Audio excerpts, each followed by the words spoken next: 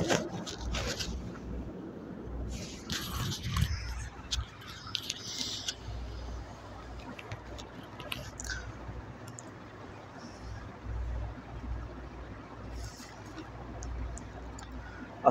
আলাইকুম রহমতুল্লাহি ওয়া বারাকাতুহু।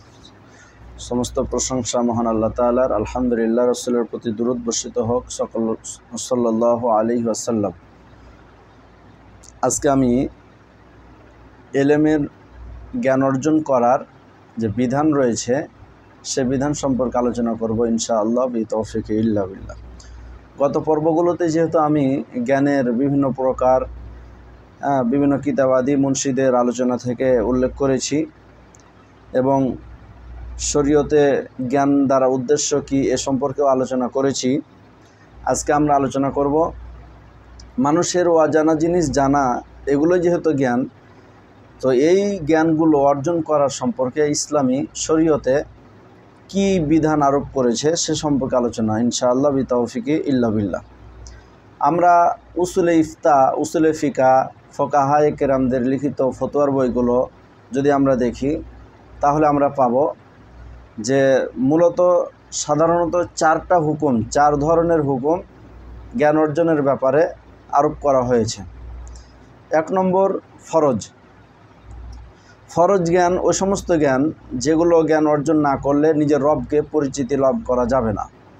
যেমন ঈমান সংক্রান্ত জ্ঞান, তাওহীদ আকীদা সংক্রান্ত জ্ঞান, সালাতের বিধিবিধান, হজ, যাকাত, সিয়াম ইত্যাদি, যেগুলো মানুষের ঈমান রক্ষা করার জন্য যেগুলো অপরিহার্য বিষয়, এ সমস্ত বিষয় সম্পর্কে জ্ঞান অর্জন করা এটা ফরজ। 2 নম্বর আমরা পাই যে মুস্তাহাব।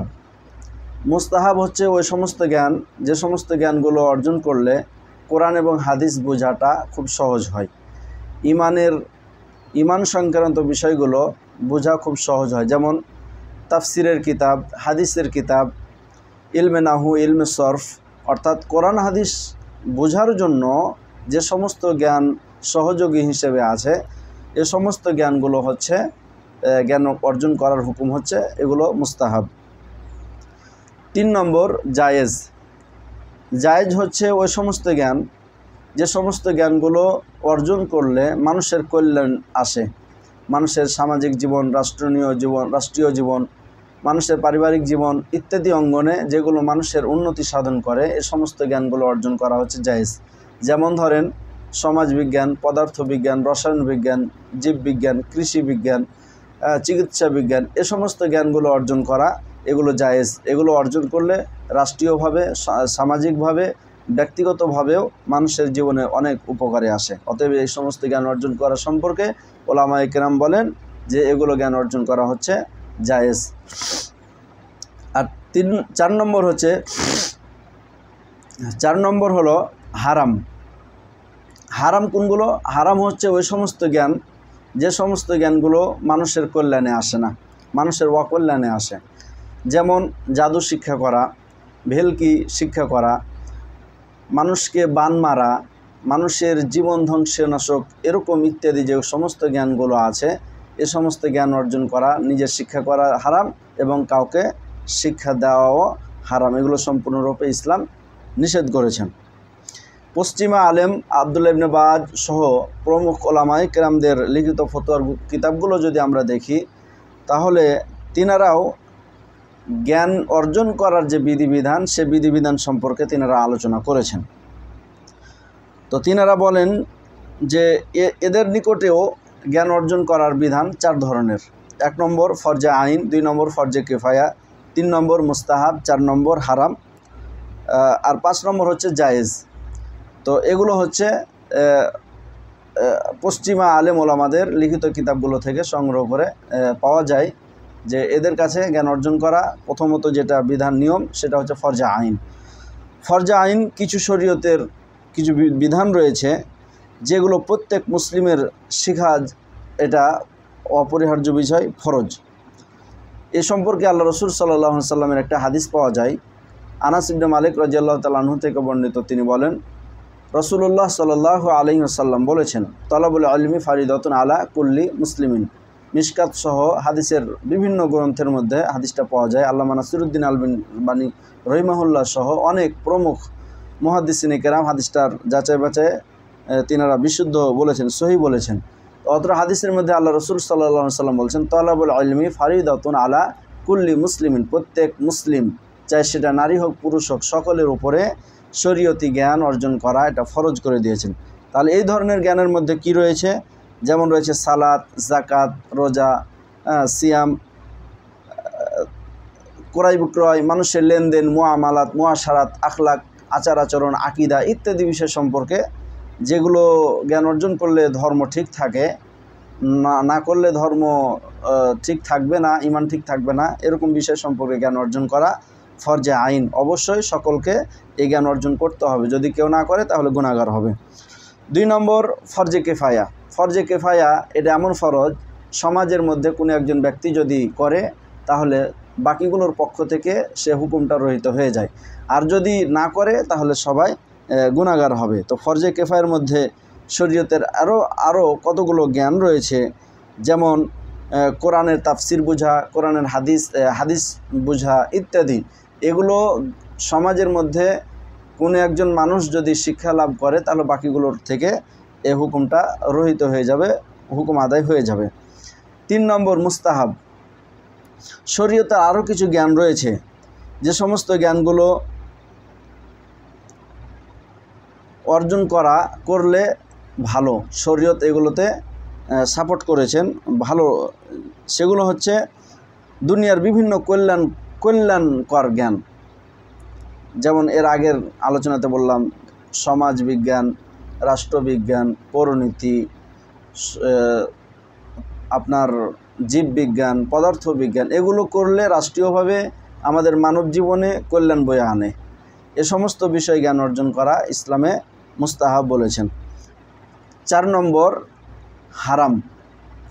হারাম জ্ঞান কোনগুলো?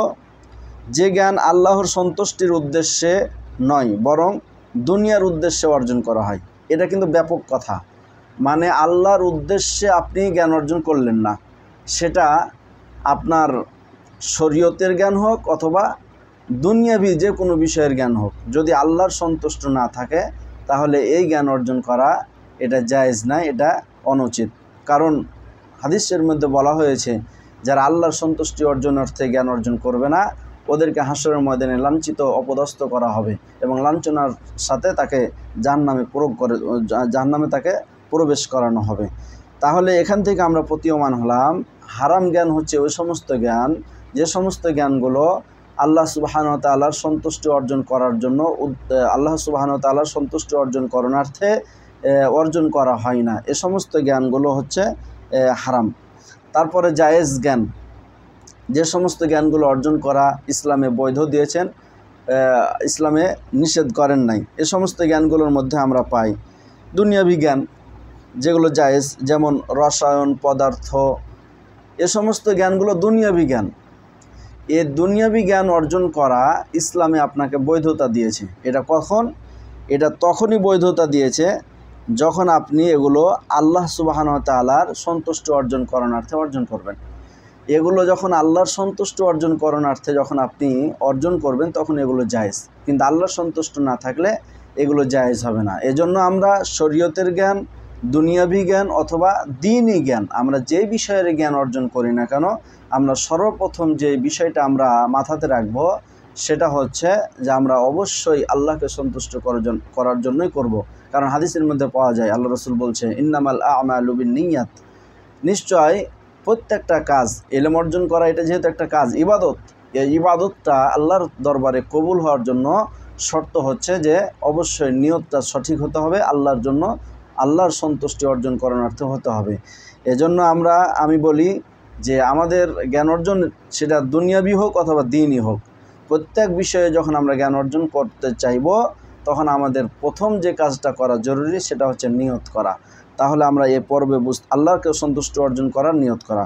তাহলে আমরা এ পর্বে বুঝতে পারলাম ইসলামে শরীয়তে জ্ঞান অর্জন করার একাধিক বিধান আরোপ করেছেন, চাই সেটা হারাম হতে পারে, সেটা ফরজে আইন হতে পারে, ফরজে কেফায়া হতে পারে, সেটা মুস্তাহাব হতে পারে, সেটা জায়েজ হতে পারে। তাহলে আমরা প্রত্যেকটা বিধান আলোকে ফরজ মুস্তাহাব জায়েজ হারাম এগুলো যে শরীয়তে বিধানগুলো দিয়েছে আমরা সেই দিকে লক্ষ্য করে আমরা জ্ঞানগুলো আমাদের জীবনে জ্ঞান অর্জন করব। আল্লাহ সুবহানাহু ওয়া তাআলা আমাদের সকলকে বুঝার তৌফিক দান করেন, আল্লাহর সন্তুষ্টি অর্জন করার জন্য অজানা বিষয়গুলো জানার তৌফিক দান করেন বলি আল্লাহুম্মা আমিন। আসসালামু আলাইকুম ওয়া রাহমাতুল্লাহ।